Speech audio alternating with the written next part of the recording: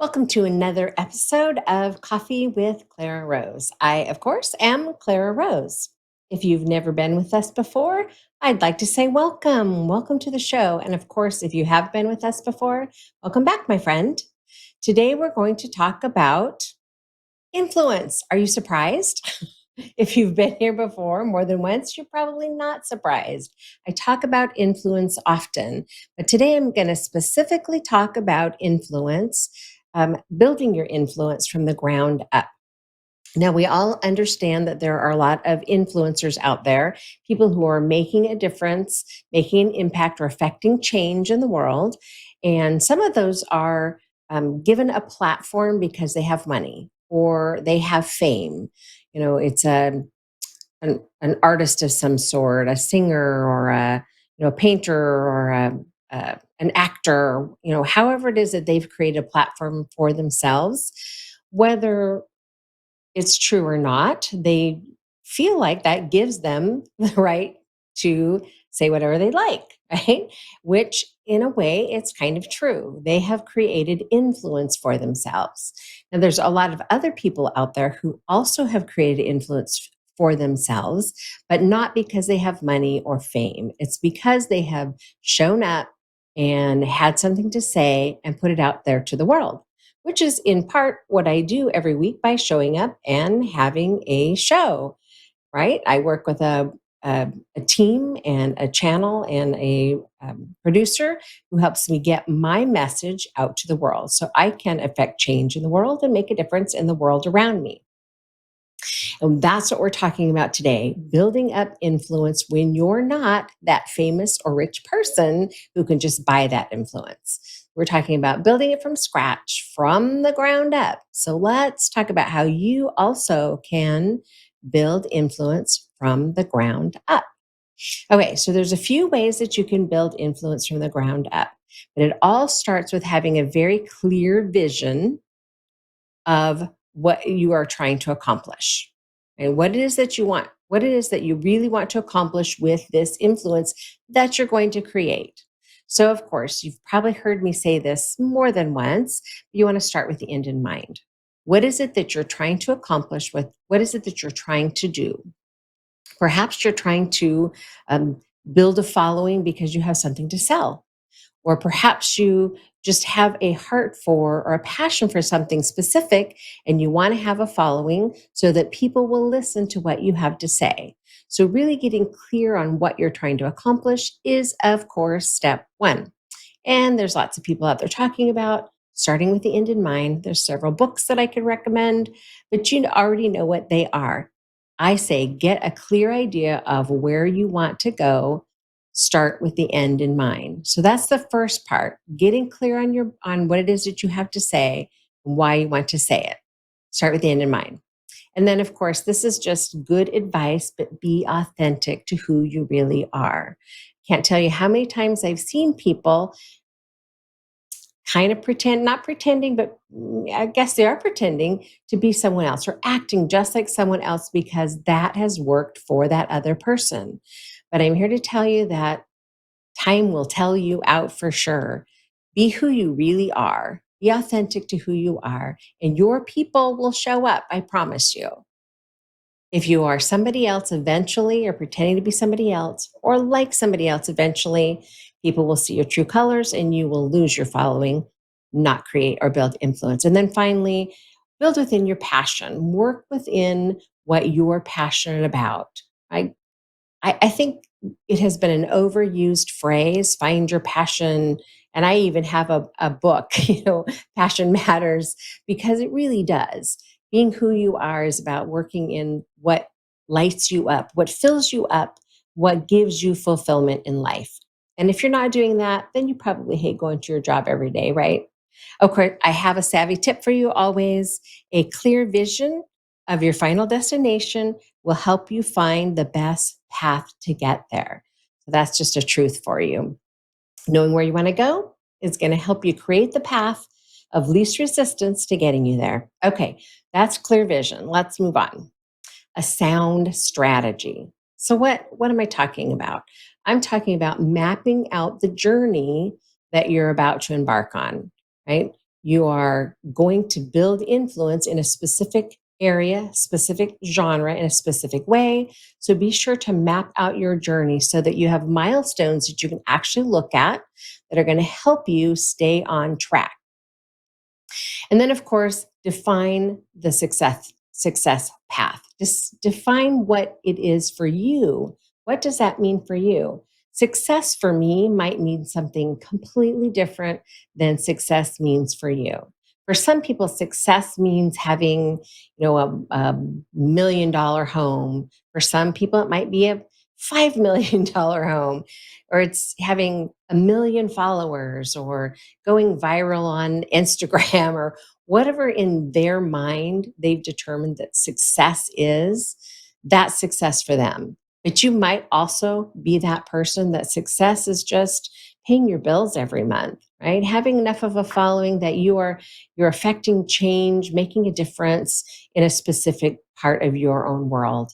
Maybe you have a passion for saving the animals or saving the children, saving the whales, whatever it is.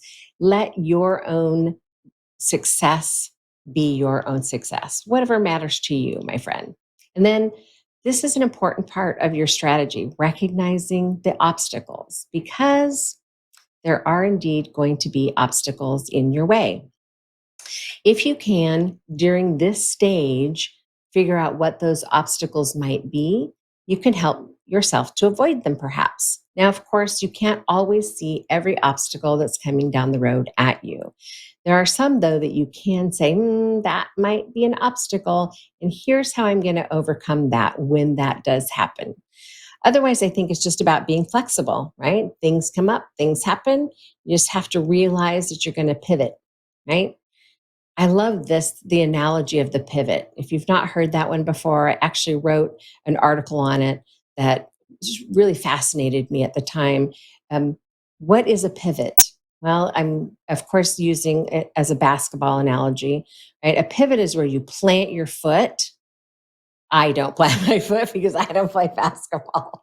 Let me just be clear there. But if you're playing basketball, you're going to stop with the ball, you're going to plant your foot, and then on that ball of that foot, you're going to pivot the whole rest of your body to a different direction, right? You're headed in one direction, there's an obstacle, plant your foot, turn in a new direction, and go again. It's a beautiful picture of what it's like to be in business, what it's like to be somebody who's building an influence with those around them. It's a beautiful picture of just life in general. Things happen. We have to pivot.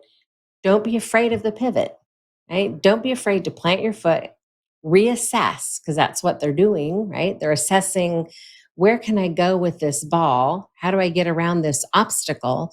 And we're doing the same thing in life. We're doing the same thing when we're building influence. Stop, plant your foot, look where you need to go, and head off in a new direction. It's perfectly acceptable, perfectly okay. Don't get hung up on the idea that perhaps this wasn't what you thought it was going to look like. It's okay, right? We all have a different journey. If the path changes a little bit, that's okay. I pull out my roadmap because I'm a very visual person and everything's like mapped out on paper because that's who I am. You don't have to be that person, of course. Pull out my roadmap, if you will, and I just change things. It's my roadmap, right? It's your journey. It's okay if you decide to change and head in a different direction. If you want to pivot, okay. Recognizing your obstacles. I think that was a big one for me as I was putting this together today. I thought, I think people need to understand that there are going to be obstacles. Don't be afraid of them. Then, of course, my savvy tip here is success is not accidental. It comes from implementing a sound strategy. So don't forget to put together a strategy for yourself, my friend. Okay, what else do we need besides a clear vision and a sound strategy? We need effective resources. We all need resources to do what it is that we need to do. Let's start by talking about how we can leverage our strategic relationships. What are strategic relationships? Those are the people who are already in your sphere of influence that have some sort of influence elsewhere that you can leverage. right? Maybe it's partnering up with somebody who does something similar to what you do or does something that supports what you do. So here's a good example. I personally don't do a lot of promotion of my authors. It's just not a part of the service that I offer. I give them tips and tricks and tools and ideas about how they can promote themselves, but I don't personally promote them. I do have a couple of resources, some strategic alliances, if you will, with others that offer those services. They do them well, they treat their customers well, and I'm happy to refer to them because they do something that I don't do. And in exchange, they're happy to refer to me when they come across somebody who's building a platform and has reached out to them and said, "Hey, I'm looking for a PR firm. Uh, I'm going to write a book." They're happy to refer those people over to me. "Hey, we know somebody who can help you with that process." So those are those strategic relationships you may already have, or that you may need to get out there and develop by networking.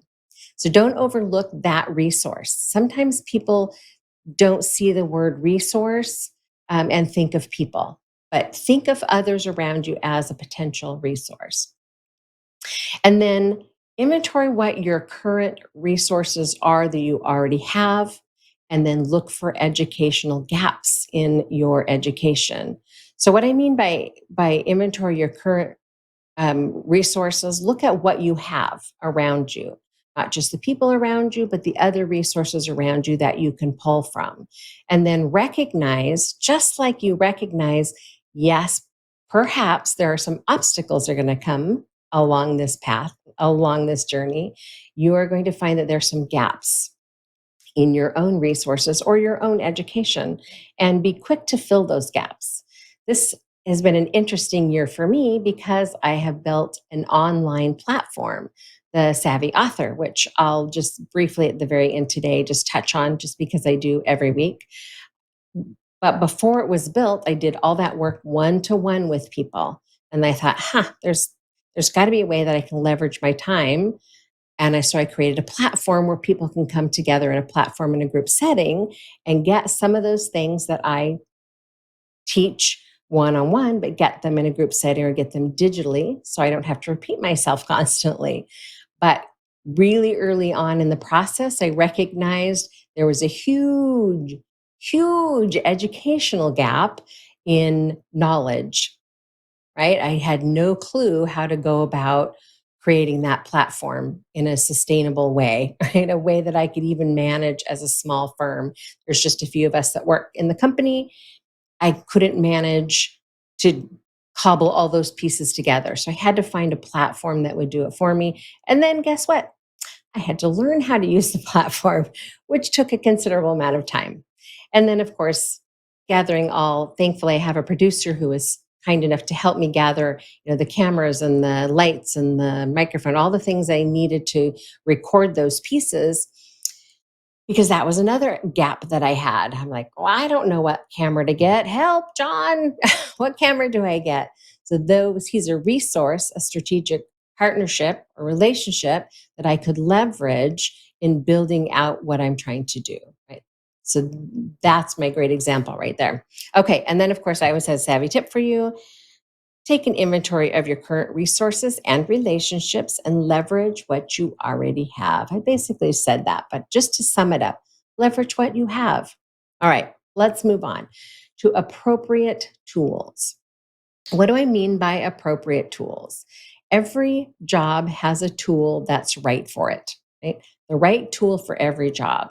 For instance, the graphics that I create every week. Now, I don't create all of my own graphics any longer. I have a staff member that does that. But in the beginning, I created everything myself. And so I found a tool that had a small educational learning gap. So I went with Canva, which if you've watched my show, you've likely seen me teaching on Canva because it's just a super easy tool for non-designers to create their own graphics. So that's a tool that I use. It's a means to an end. I need graphics for my social media. I need graphics for lots of things. And so I go to Canva because I have learned how to use it. And I utilize it in pretty much every day in my business. Those are the kinds of tools I'm talking about. There are, of course, lots of tools that will help you. It's about finding the ones that work well for you.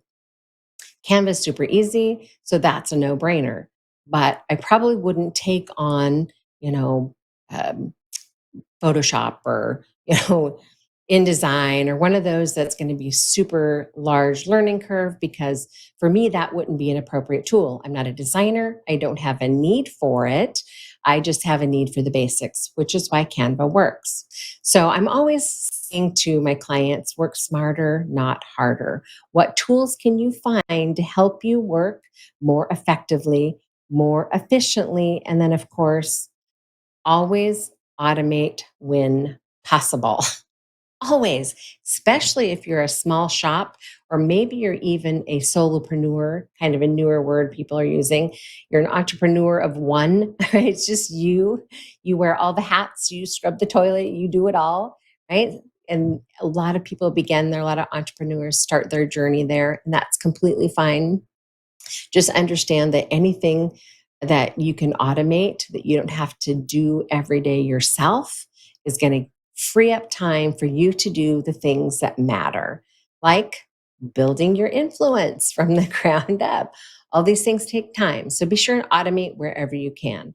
Good example of automation, of course, is to have an email service.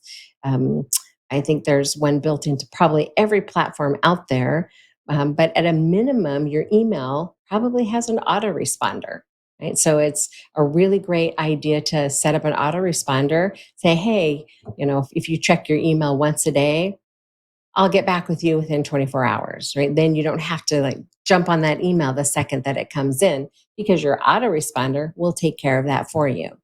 Another great example is I have a calendar tool that has an AI assistant. So anytime somebody schedules on my calendar, my AI assistant is going to send them an email saying, great, you're on the schedule, and tells them when to show up and where. And this is a secret that I just don't tell a lot of people, but now the world's going to know. She even does my reminders, and she has a name. Her name is Grace. So my clients get an email from Grace saying, hey, don't forget your upcoming scheduled appointment with Clara is at 10 o'clock or whatever it is. And if I want, I can add a little extra note that says, don't forget to, do your homework first, or whatever I want. That's completely automated, and it saves me from having to do those things myself. And I think that's really important when you're a small shop, especially. So work smarter, not harder. And of course, what's my savvy tip here? Take inventory of your current resources and relationships and leverage what you already have. I'm telling you, you look around, you likely have a lot of things that you can use to work smarter, not harder. Okay. And last but certainly not least is finding a seasoned mentor. What is a mentor? Somebody who has done it already, has been down this path, this journey that you're headed down. They've already done it, and they've had proven results. They've already been there, done that. Right? That's kind of an old saying now, but it's true. You're after somebody who's walked the path before you that you're headed down. So you don't need to recreate the wheel. It can be really tempting, especially if you are a creative at heart, which I am a creative by nature. I tend to recreate the wheel too often. And I'm trying to not do that because it just doesn't make any sense. I always think, I can figure this out. I could do this, right? Just get out of my way. I could figure this out.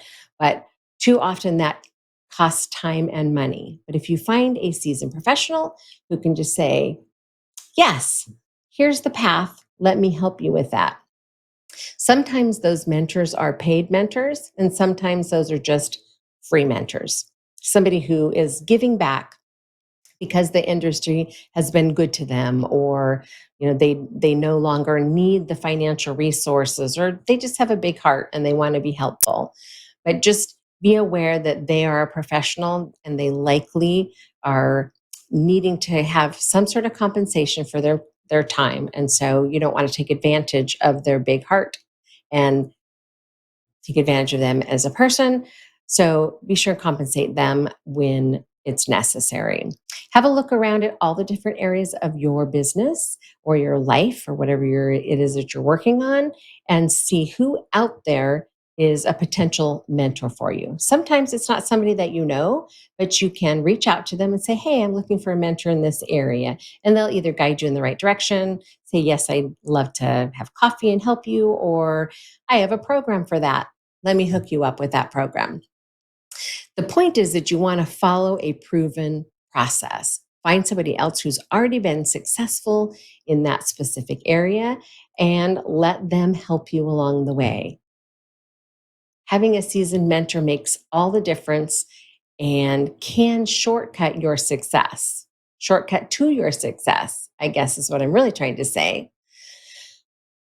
And of course, let's just recap before I go talking about the Savvy Author Program, which is leads so beautifully, this topic leads so beautifully into finding somebody to help you, a mentor who's seasoned in something. But let's just recap what we've talked about today. We talked about getting a clear vision, right? Where do I want to go? What do I want to do? What's it going to look like when I get there? Clear vision of where you want to go. Then, of course, a sound strategy to get there, right? If you don't have a sound strategy, it's a bit like driving from Tampa to Miami, but not using a roadmap, right? Not, I don't know anybody who does this anymore, but not turning on the GPS, right? Just plug in your GPS. Somebody just give me a roadmap to follow. So anytime you can find a roadmap to follow, you're going to be more successful because you're not going to meander all over the place. Straightest route from here to there. That's what we're after. And then effective resources, all of those things that you need, the people, the things around you need to help support you as you head in a specific direction. And appropriate tools. I only talked about a couple of the tools that I use, but I have a bunch of tools that I use. If you are interested in hearing more about those tools, you can drop me an email over at hello@clararose.com and just say, "Hey, what tools are you using to work smarter and not harder?" And I'm happy to send you out my list of tools that I'm currently using. I'm not like promoting them. I don't get a kickback for them. I'm not making money on it. I'm just saying these are really great tools that help you to work smarter and not harder. And I'm all about that, my friend. And then finally, seasoned mentors. Finding somebody who is doing what you want to do or has been there before and is doing it successfully, and say, "Hey, I need to either pay you for your time or follow your free stuff, whatever it is, because I need what you have." Now, I talk because I'm just about out of time. I want to talk about the field in which I am the seasoned mentor. And I would love to help you if you are thinking that you would like to finally get your book done, get your book out of your head and get it published. I have the brand new, just rolled out digital version of the Savvy Author membership. So, Savvy Author membership is an online course mixed with weekly accountability calls so that you can get your questions answered. You can collaborate with other authors who are on the same journey as you and learn everything that you need to know about publishing your book. The publishing industry is full of jargon and things that you don't know and understand, but there's no need to do it alone. There's an entire online platform full of information to help you navigate those waters. And then, of course, you have access to me and my staff via email if you have questions as you move through it, or you can show up every week on our weekly call and ask those questions live. We also have a brand new community element, which is super exciting. It's a writer's community. It's where all of the people who are in the Savvy Author membership all can show up. It looks a bit like Facebook, but it is not on Facebook. So if you're not a Facebook person, that's totally fine. If you are a Facebook person, you're going to be very comfortable there because it has the same look, feel, and functionality. But it is a place for me to communicate and keep in touch with you as a group. But it's also a place for you guys to collaborate together. It's a place for you to say, "Hey, Sam," or "Hey, whoever, would you be willing to read my chapter and give me your feedback?" Or, hey, I'll read one of your chapters if you want to read one of my chapters and give each other feedback. It's a great place to get all of the education that you need to successfully write and publish your book, and also get the accountability necessary to get it done while you're making friends with other authors in the same space that you're in. Whether you guys are writing books about the same genre or not, doesn't matter. It seems that we actually connect with people for different reasons than that. In the Savvy Author membership in the past, of course, we haven't been digital, but the groups have been, when they've come together, have been very collaborative, and long-term friendships actually have developed from it because you're all on the same writing journey together. I guess that's the point. Wherever you are in your journey, it doesn't matter. We're all on the same path towards getting our book published. And in fact, several of the ladies have already had their first, second, third, or even fifth book published, but they're still there because of the collaborations and the friendships and the ongoing camaraderie with other people who are on the same journey that you are on. Okay, so there you have it. I am out of time, but I just wanted to throw that out there that it is live now in a digital way. And of course, the cart is open. If you would like to join us, we would love to have you. If you would like more information about the Savvy Author membership or how you can work with me personally, go to clararose.com. It's going to show you the 3 ways that you can engage with our company, whether you're looking for a ghostwriter to do the work for you, or a co-writer to do the work with you, or if you'd like to be a part of the membership where we're all doing it together as a group. All those options are explained thoroughly right there, and there's an opportunity to sign up for whatever you would like to sign up for. Of course, don't hesitate to reach out if you have more questions. hello@clararose.com is where you can reach me. And of course, every week, right here, same time, same place, I'll be back to give you some more information about being a savvy author.